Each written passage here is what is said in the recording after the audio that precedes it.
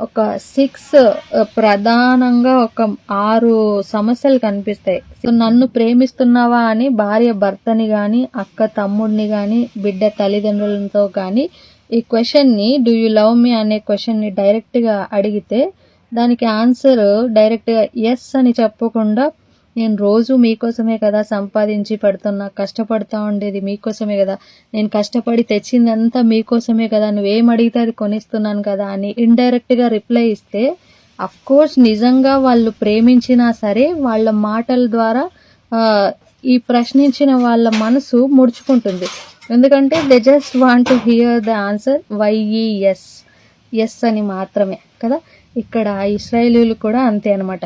దేవుని బ్లెస్సింగ్స్ చూస్తూ కూడా నువ్వు మమ్మల్ని ఎక్కడ ప్రేమించావు అంటున్నారు.